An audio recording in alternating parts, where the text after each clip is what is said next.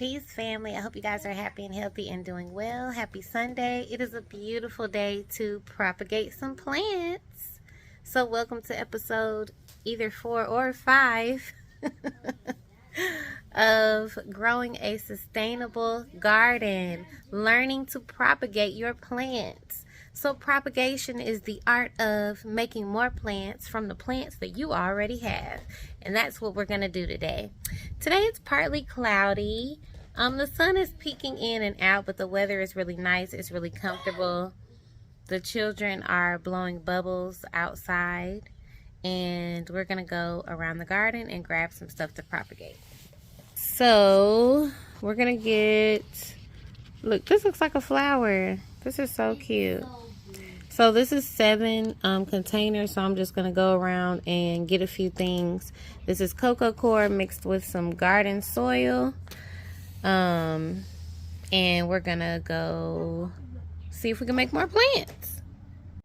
So a few plants back here are going to get propagated. Number 1, I have my Okinawa spinach popping out, but it's popping out in a few more places than I would like because every bundle, every little bunch is going to expand.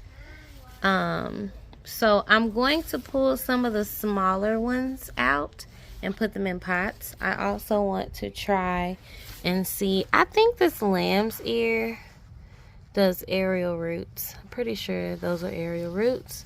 So I'm going to just cut maybe 2. I might cut one and then try to pull one out from the ground to see which one will do better. Some of these broccolis I'm going to let go to seed, and some of them I'm just going to keep on clipping off these tiny shoots to put in stir fries and stuff like that. But I want to see if I can catch one of these before it makes the little baby broccoli and see if I can get another like new broccoli plant. So we shall see. You can do it with brassicas. I know I do it with kale. Speaking of kale, this purple island kale I think will be lovely at mommy's house, and it has a bunch of shoots here, so I'm gonna grab 1 or 2 of those and see if we can get those rooted.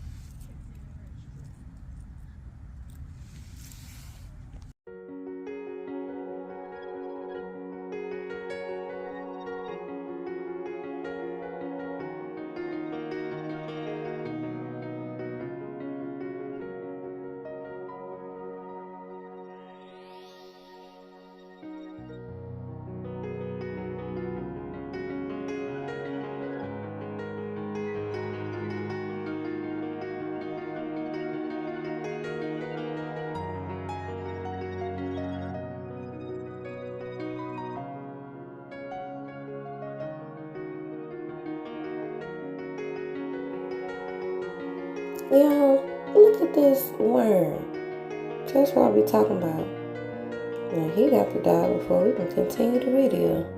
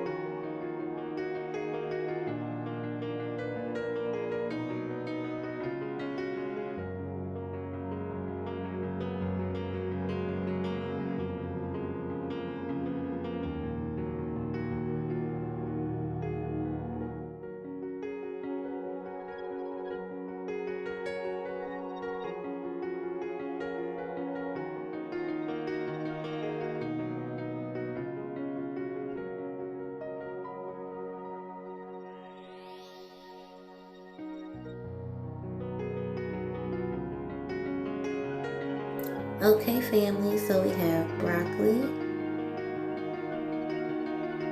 lamb's ear,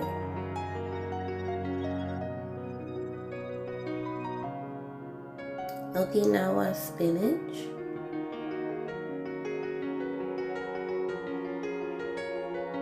and purple island kale.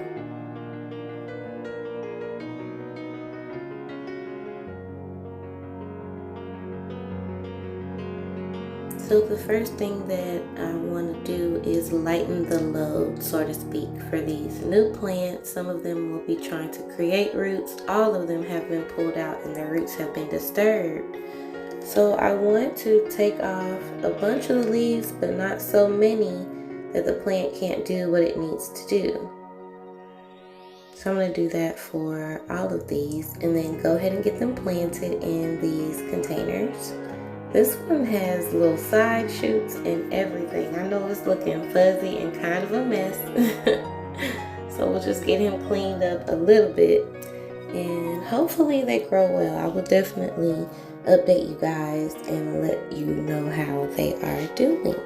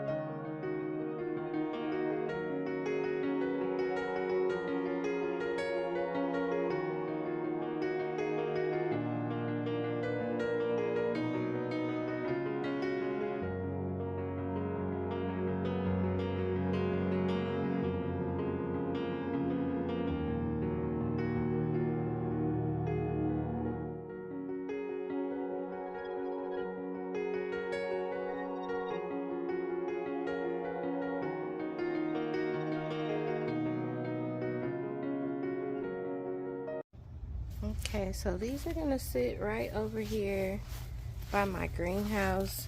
They will be mostly in the shade of the shed. I watered them real good from top and bottom, as you can see, and then from now on I'll probably water them from the bottom. That's really gonna help the ones that don't have any roots. I'm not even worried about the ones that do have roots. I will let you guys know how they do as I see change. So for the Okinawa spinach, they don't have to have roots for you to propagate them. You can just cut a little limb off. You can actually sit it in water. I do that a lot. I'll just sit them in water for a while until I get to it, and it'll sprout roots in the water, and then you can go and plant that spinach. That spinach comes back every year. It tastes great. I eat it in salads. You can also cook it as well. And it's a really healthy spinach for you. The Okinawa spinach and the longevity spinach are basically cousins. They act the same. The only difference is the Okinawa spinach has a little bit of purple on the bottom of the leaves. I've never done this with broccoli, so I definitely will update you guys on the broccoli. When my husband comes home, maybe tomorrow, we'll show you guys the air layer. Show you guys and discover it along with you guys to see if that worked. But any plant that you can get to keep going, that you can get a piece off of and share or spread to another place in your garden, to another gardener, to another garden, would be great. My comfrey, this is another one.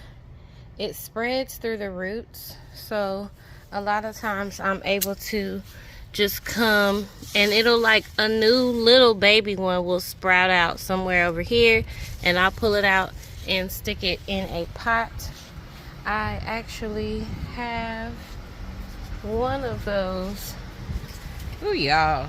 Excuse these weeds over here on the side. I know I need to get to them. But, there's a comfrey right here. This is one that I pulled out. And I actually thought it died in the cold, but it came back sitting right there. So I started just watering it right there. The dill is still here. I'm going to show you a piece of it because I'm not playing with it. But I will be propagating some of that as we pull it out to share. And then, oh, mint is a great one. You can pull out a little piece of mint, cut it, stick it in water, it will grow roots. Or just go ahead and stick it in the dirt, it will grow roots, and you will have more mint. I've shown you guys Ethiopian kale. This one is actually a cutting. It wants to go to seed, but I'm going to just chop it a little bit and make it bush out some and kind of start over because it was doing this before I put it there. And then I think it'll keep going. If I can think of some other stuff that we propagate, I will let you know.